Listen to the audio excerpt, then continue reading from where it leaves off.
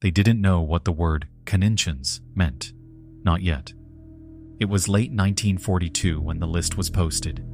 A handful of young Polish women, mostly students, underground couriers, or daughters of resistance members, were summoned to the infirmary at Ravensbrück. Their names were called without explanation. No one said why.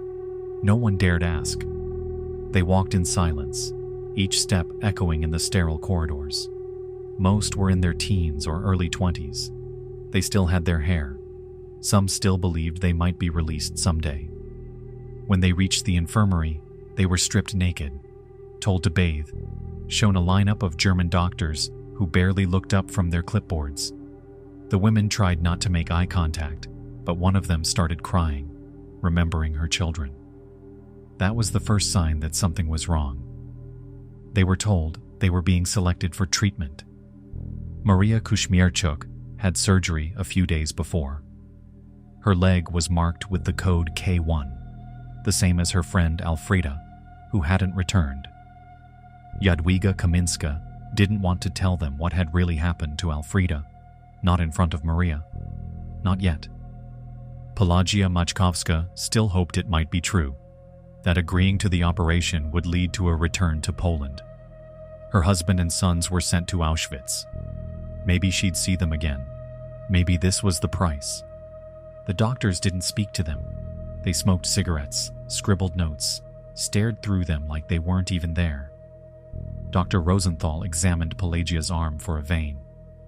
"Gut, gut," he said, then turned away. She woke up 2 days later, hallucinating. She screamed at the face she thought was her mother. Her leg was bluish-black, a log of dead flesh. And then came the screams.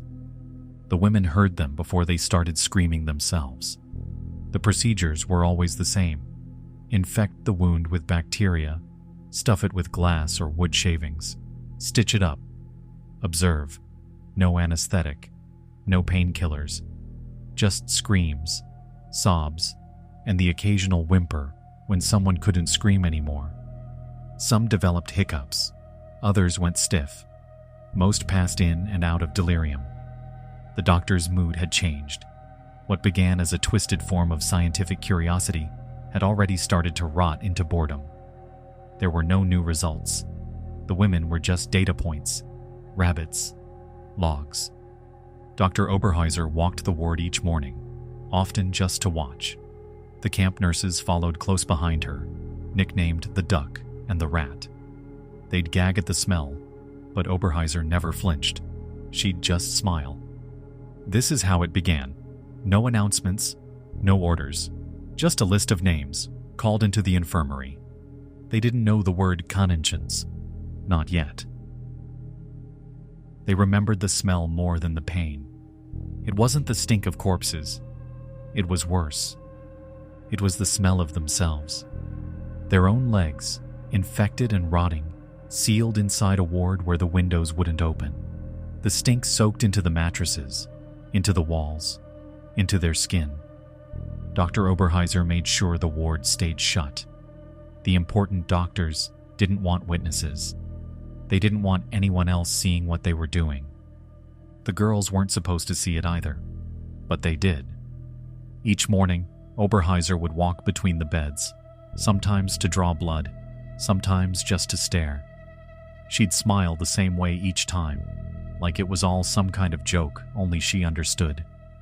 The camp nurses followed her around. One waddled. They called her the Duck. Another twitched. They called her the Rat. One morning, Stefania Wotoka peeked out from under her sheet. The doctors were laughing. Dr. Fischer stood at the table, holding a hooked metal tool. Dr. Oberhäuser, on the other side, was wearing a thin white blouse. Through it, you could see pink lingerie, gold bangles, and heavy rings. They were flirting. When it was Stefania's turn, she listened to the sound of metal instruments clicking under the sheet. Oberhäuser said, "Gleich, gleich." Wait, wait. Back on the ward, women writhed in their beds. Zofia Kikol had hiccups that wouldn't stop. Kazia Kurowska, a strong country girl, lay unconscious with legs swollen to 4 times their normal size. Maria Kuzmierczuk, still marked with the same code as her dead friend Alfreda, hovered between life and death. To everyone's surprise, they were suddenly given better food. "So the doctors don't want us to die yet," someone whispered. But the food did nothing. The smell of it mixed with pus and decay. They retched. Zofia vomited constantly. Leocadia Kwiecińska, lying beside Zofia, tried to soothe her. They were friends from the sewing workshop. Zofia asked the same question every day. "Do you think we'll make it back to Poland? Who will care for my daughters if I don't?" Zofia was taken away soon after. So was Kazia. Only 9 of their group remained. But there were signs of life too. Juba Sokulska was healing. She was moved to a new ward to roll bandages. Stanisława Jabłonska began telling stories to keep their minds off the rot. The other prisoners had started calling them kaninchins, rabbits. At first, they hated it. Now it had become a strange badge of survival.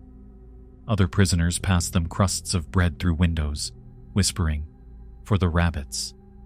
And the rabbits endured. Day by day, operation by operation, they endured. Because they had to. Because there was no other choice. It started as a joke. At least that's what the guards thought it was. Kaninchin, rabbits. That's what they began calling the Polish women in the experiment ward. It was easier than calling them what they were: prisoners, people, victims. Soon, everyone in the camp knew the name. It echoed down the corridors, through the barbed wire fences, even into the kitchens. The girls hated it at first, but in a place like Ravensbrück, even a twisted identity became something to hold on to, something to survive with. The rabbits had friends, allies, women who smuggled them bread, crusts, scraps from the soup line, notes scribbled on cigarette papers, tucked under bandages. They passed the food through windows. "This is for the rabbits," they'd say. In the Revier, Juba Sokulska was rolling bandages when she met a radiologist named Zofia Monczka. Zofia was a prisoner too, a doctor from Krakow.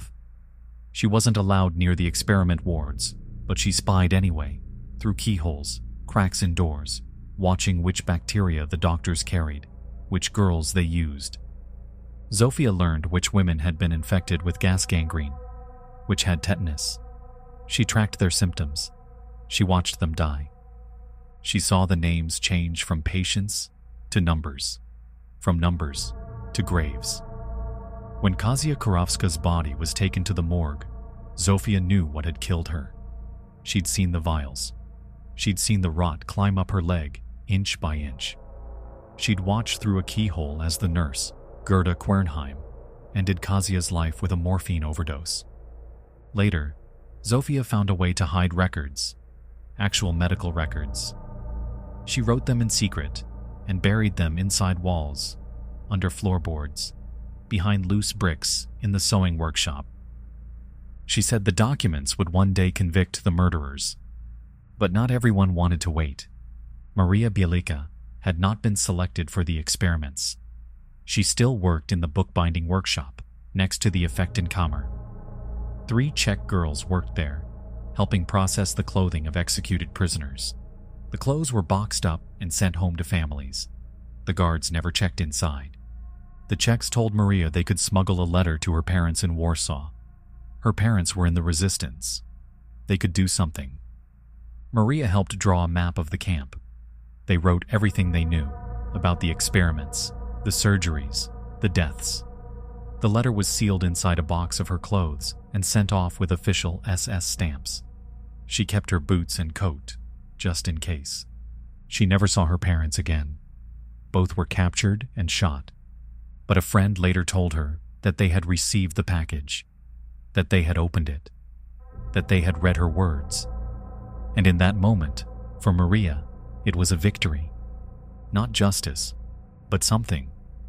A moment where they fooled their enemy.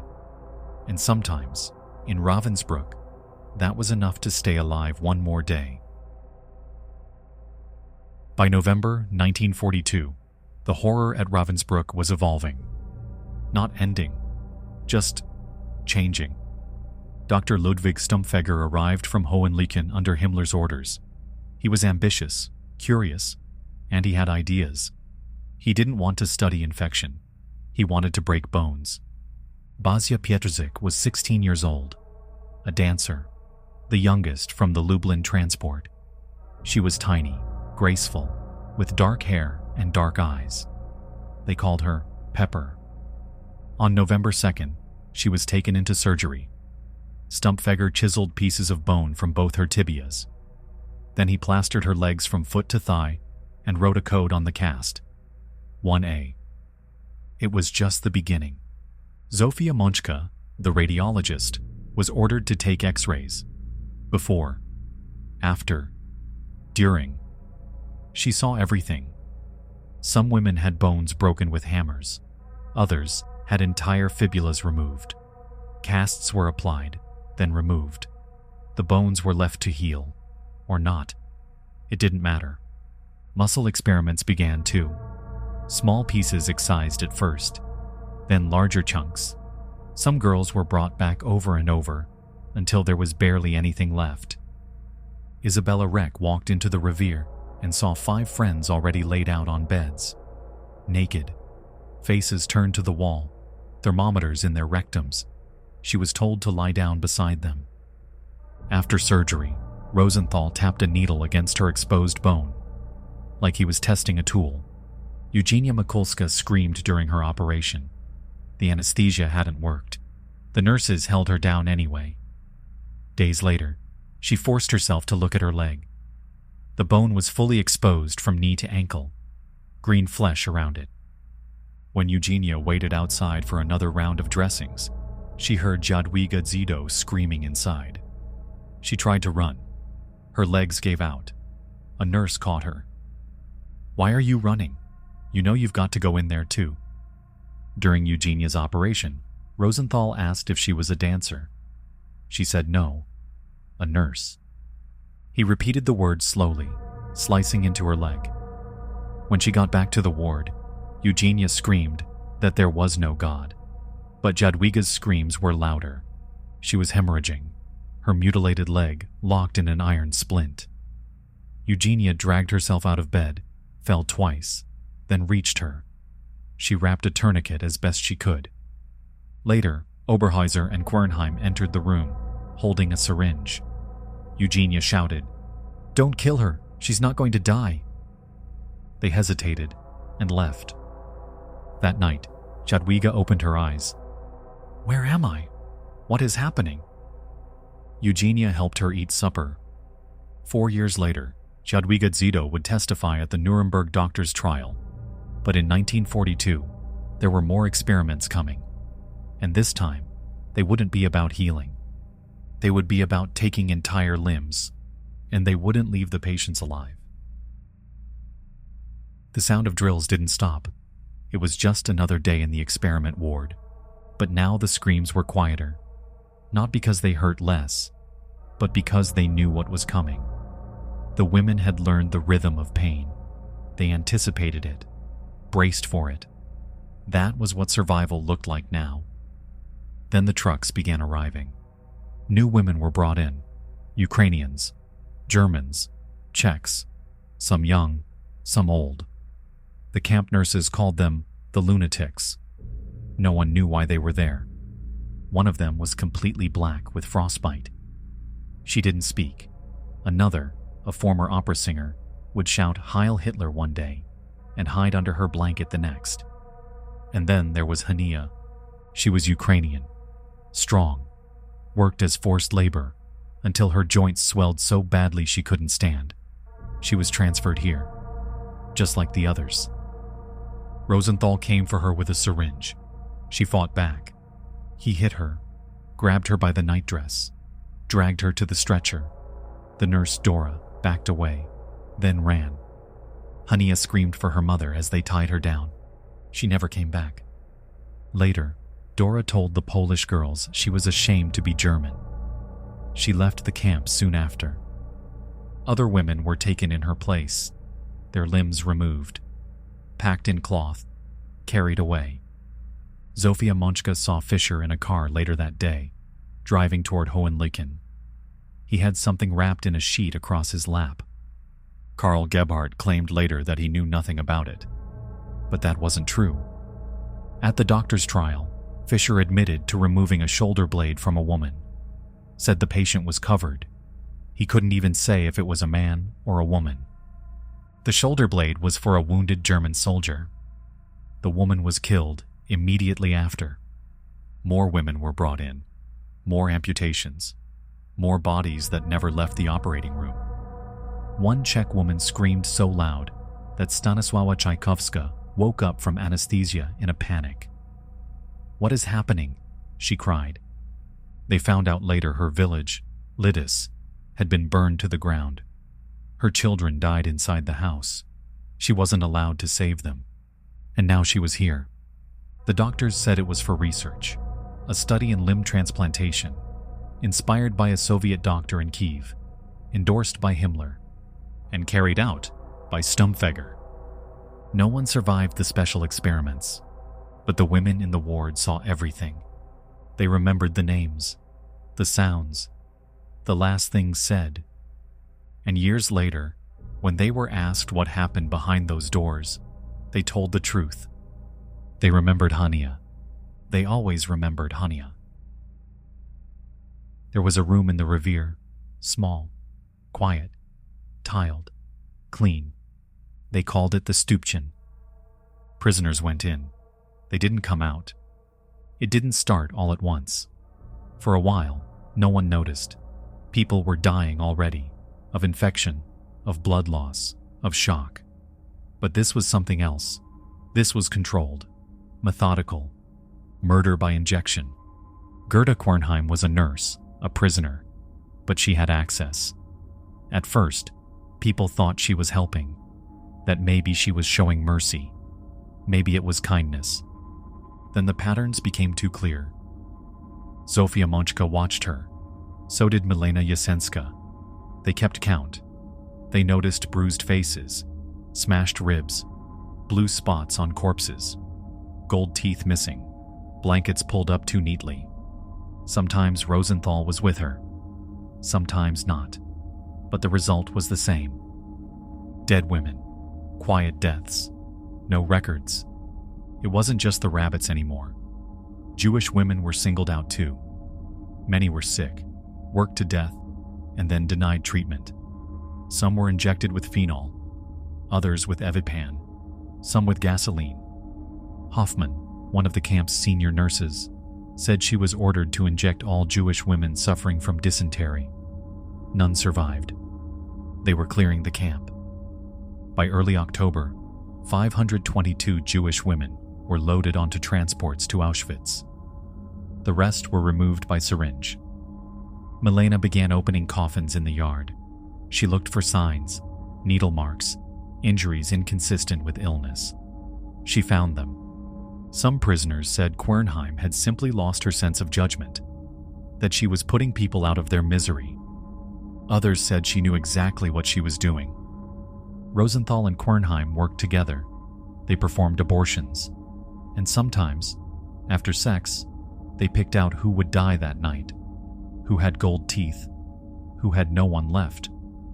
Bozana Budova, a Czech doctor, said it plainly.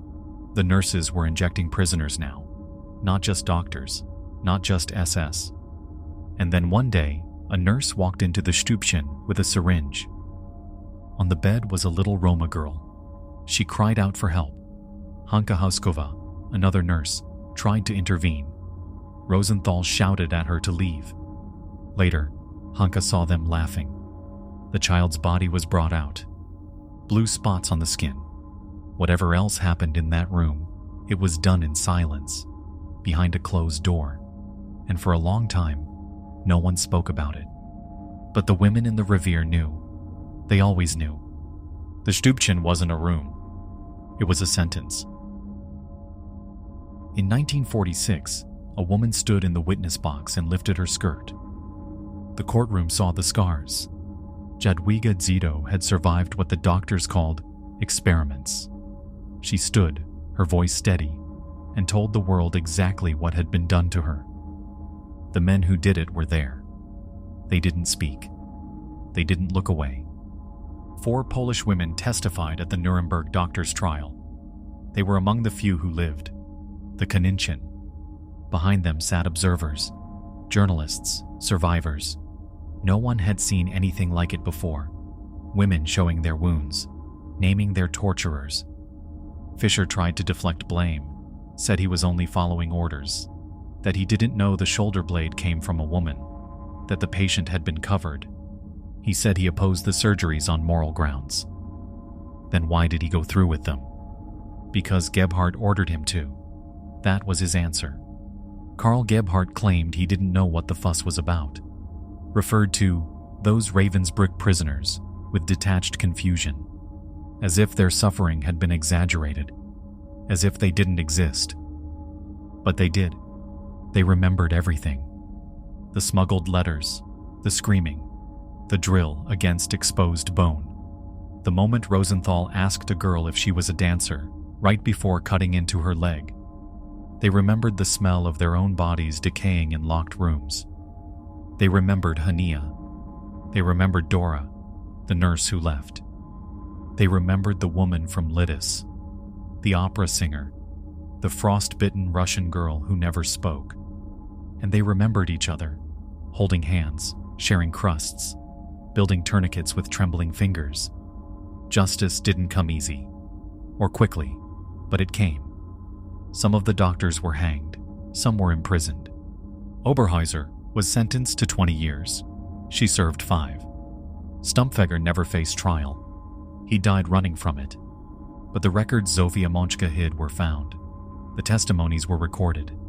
The rabbits were supposed to disappear. They didn't. They stood before the world, and they spoke.